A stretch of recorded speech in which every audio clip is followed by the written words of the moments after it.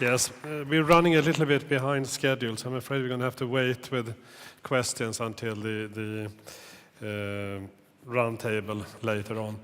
The next speaker is Donald Kossmann, who is a professor of computer science here in Zurich. Previously has been at University of Maryland and University of Heidelberg. And as you can see from the slide, he's going to talk about the significance of FuturICT for computer science. Please go ahead. Okay, can you hear me? Yeah. Okay, so we started the day with Mr. Gutscha telling us that this is a big project, it's big data and big skepticism. And when I heard first about FuturICT, I was very, very skeptical. I'm a computer scientist, I'm an engineer, and I think every computer scientist and engineer was extremely skeptical. And as I talked to social scientists, to complexity scientists, and also to colleagues in computer scientists, I became more and more a believer. And it's not only me, it's hundreds of supporters from my community who became believers. And we don't only believe in this project, we believe that a project like FuturICT is absolutely critical to do very good computer science today. And not only for us individually, but in Switzerland, in Europe, and the world. And my talk tries to kind of explain why we believe that such a project is so critical for computer science.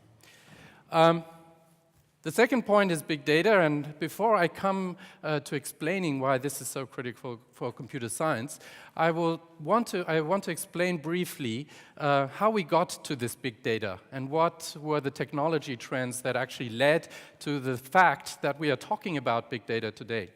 And kind of simplifying and doing this very short, there are essentially three stages of computer science, and it all started in the 1940s, when people got kind of tired or bored of doing plus and minus on a piece of paper or in their head. Yeah? And so what they said is, we have to automate that. We want to do many, many pluses and minuses, and we just want to do more interesting things than doing that. So they built computers.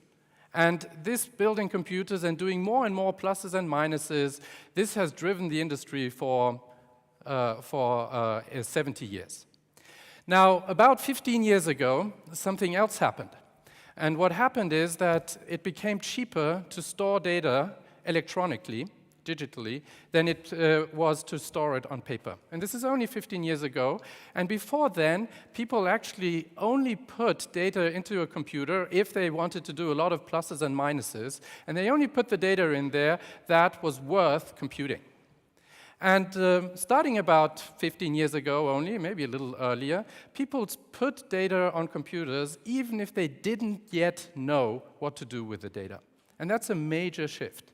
And in some sense, we can characterize that age a little bit with Google, because Google was a tool that helped us to look for electronic data. And Google did it for the web, and tools like desktop search, Spotlight on Macs do that today on our personal data.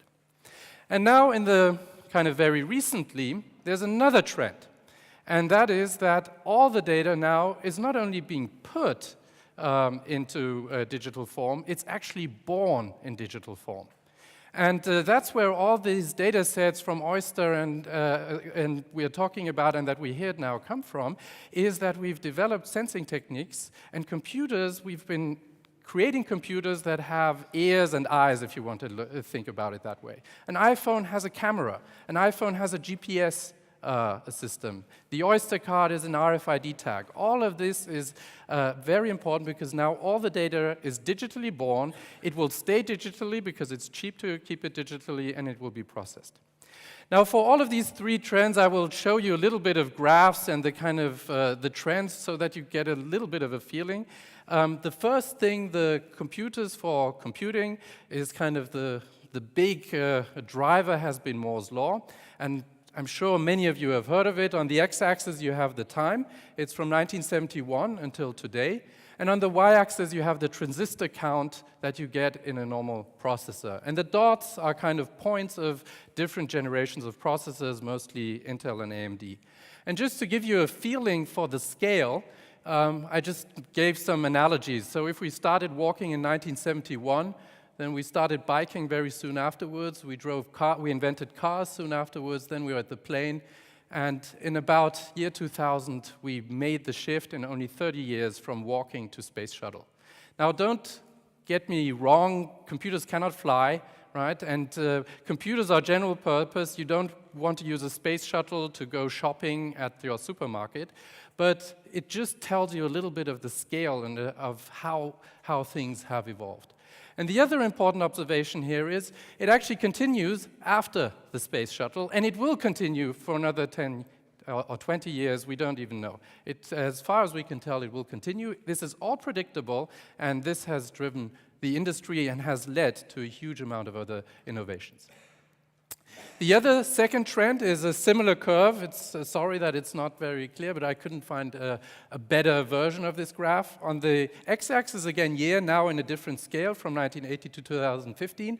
And on the y-axis, the capacity of disks, how much data you store. And this is the second trend. It's just cheaper to store data on disk than actually even to throw it away. Yeah? And what we can see here, this kind of transition from walking to space shuttle actually happens in a 20-year time period. It looks linear, but the y-axis in both cases was logarithmic. So this is exponential growth. So the third thing is a little bit more fuzzy because we cannot nail it down to specific products, but those are estimates, and there are many, many estimates of that. And this is now from 2009 and 2014, and you can see, again, exponential growth. And here, it's kind of, I'm just, again, doing these to get the scale. And then there are many, many of these kind of estimates, how much we are, and you can see all these numbers. This is currently the belief is that we have more bits stored electronically than stars in the sky, in the universe, and then we will soon, in 10 years, we will hit this outrageous number of bits stored electronically. Now, coming back to computer science and why this is so important for computer science is because it has essentially completely changed the way we think about computers, the way you use and think computers. So at the beginning, a computer was a calculator. You used it to do plus and minus. And today, a computer, in the absence of a different word, I called it an information hub. So think about your iPhone. You don't use your iPhone as a calculator anymore. Even though your iPhone does a lot of pluses and minuses, and maybe you also use it to do plus and minus, but you use it for many, many other things. Yeah, you use it to navigate. For example, I go running in the morning. I use an iPhone to keep track how well I did on certain stages. And of course, you use it to communicate, email, and also actually to do a telephone. Now, why has that changed computer science? And why is this so exciting for computer science? And I want to, again, do this at a very high level. It has essentially completely changed the problem we as computer scientists are solving. And this is where big data comes from, and this is where we're slowly moving into the direction of FuturICT.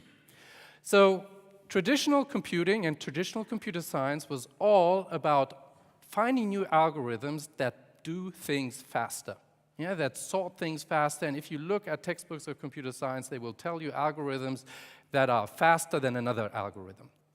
And today, when we think about computer science, or the big problems that we are addressing with computer science, actually don't think about doing things faster.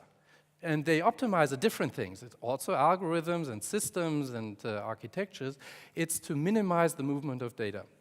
And why is movement of data now bad? We are now in this data world. Movement of data is bad for two reasons. First of all, it's the biggest cost factor in modern computer systems, also in terms of time, but also in terms of energy. And the second, it's a risk.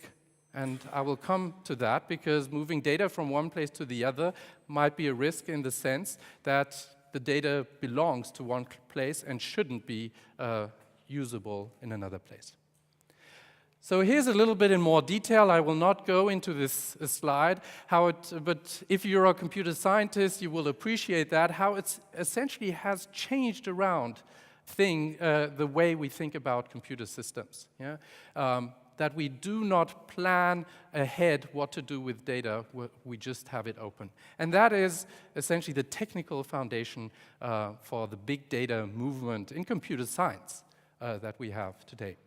Now, computer science, and I hope you will all agree, it has been exciting to be in the last 70 years. I haven't been around for 70 years, but for me as a computer scientist, it has been very exciting. Now, the important thing is this also exciting and good for non-computer scientists? And with this slide, I'm trying to say, at least from a computer science perspective, what we are seeing, because we are now seeing that everybody wants to collaborate with us. And why is that? Probably because this is useful. So the first thing is it has apparently changed the way science is, and non-computer science, how science is done. And it has changed it in a way that it's a data-driven way. So science, we talked about Newton and had other things. The traditional science creates models. Yeah? And most of the models that these big scientists like Newton created, they kind of observed the world and then they created a model. Now with this big data trend, what is happening is that we are kind of creating more and more observations and huge number of observations. And what we are also trying to do is we are trying to automatically create models and many, many models and trying to validate them. So that's the first thing, and I hope you can all relate to that, and many of the talks today did that. But there's also impact on companies, and I will give an example on the next slide for that. And then there's an impact as we see every day, and it's not always clear and obvious to see what this is, and a very good example is Google Translate, which is a totally data-driven tool, and which is based on collecting a huge amount of observations, and the observations in that particular case are text in one language, text in another language, and putting this all together and creating a system that translates any kind of text. Now, the example that I want to get and that illustrates many of the opportunities, but actually also many of the challenges, is an example from the car industry. And so this is now kind of in the future world. You might imagine that all cars are run by batteries, gas is gone, and that companies actually like Toyota, who manufacture those cars, they would like to actually get a lot of data from the movement of the cars, from the battery levels, from the wear out of the batteries, from the trajectories, in order to tune their engines, in order to tune the batteries. So what a company like Toyota is interested in is to gather much data. And they kind of should own the aggregate data of positions and energy levels, consumption, and battery levels of cars. And of course, you as a car driver, you are kind of willing to give that data, but you don't really want Toyota to track you on your way.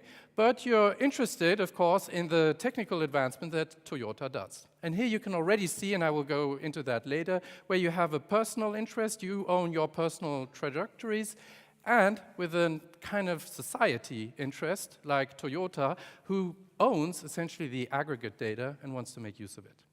Now, of course, there are many, many applications if you once establish this kind of data movement. Another kind of very nice thing is, now, in certain circumstances, you're actually interested that certain people see your position. For example, if you have an accident, you do want that the service company kind of goes and tows you away. And in that moment, you want to authorize that it gets you. And there are many, many other examples, and it shows how complex data, how you can take advantage of data, but also how different ways you can take advantage. So here's a small sample of technical challenges. Now, I've been trying to focus on opportunities.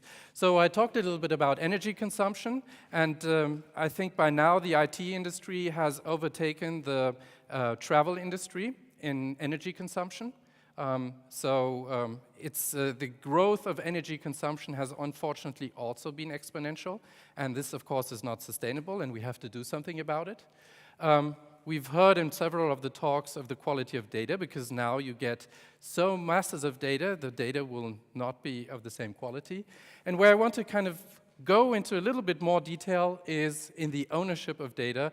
If we have a world like this, where we essentially want to create value out of data, but we have different interests.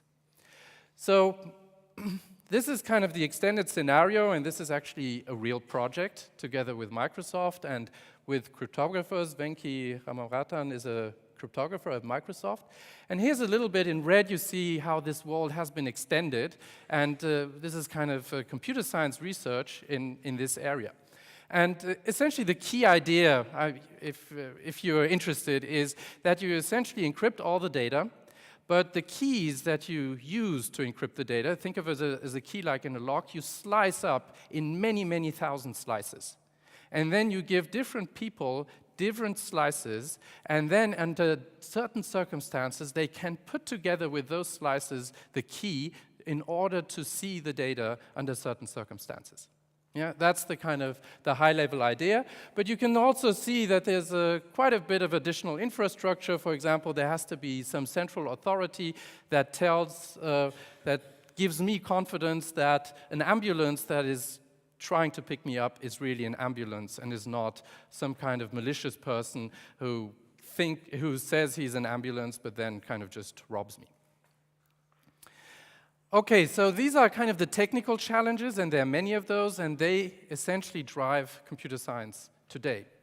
Now, why FuturICT or projects like FuturICT are so important is because with every technical challenge, there is also a social challenge.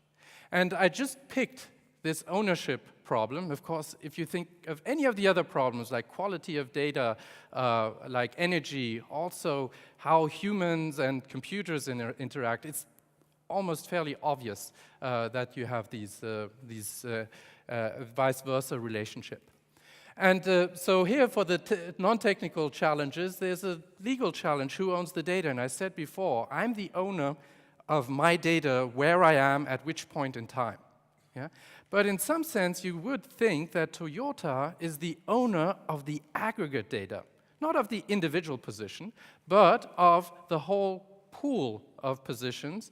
Maybe not the owner, but at least there's an interest in everybody to pay these kind of services, that Toyota gets access to that data. Yeah? And the question with that, of course, is how do entities share ownership of data? And this is a non-technical question, but if this question is to be answered, it will require a social aspect and it will require a technical aspect, yeah? Because both sides need to understand what the others want and what is doable. There is, of course, as I said, there's how can we give incentives to companies like Google, who own a lot of data, to actually do the right thing with that data. And I believe that this should be possible and has to be possible. And then there's, of course, an economic factor. When is big, big enough? We're talking about big, big, big, and nobody really understands what big enough means. So here's my one slide on FuturICT and why I believe that this is so critical for computer science. So the first thing is that FuturICT is a great platform for computer scientists like me and many, many others in various fields of computer science to do their research. Essentially, what we as computer scientists do is we turn concepts into systems, into services, and we want to generalize things. And it's great to see that FuturICT essentially does exactly the same thing. It doesn't do science in the sense, here is a problem, I'll solve it, and then I'm done.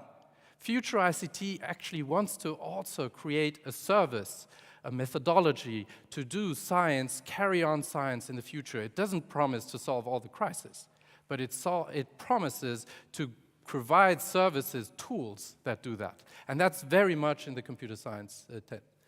The other thing is, of course, by doing that, it will put the way computer scientists think into perspective, right? We have real non-technical challenges that will impact the way we do.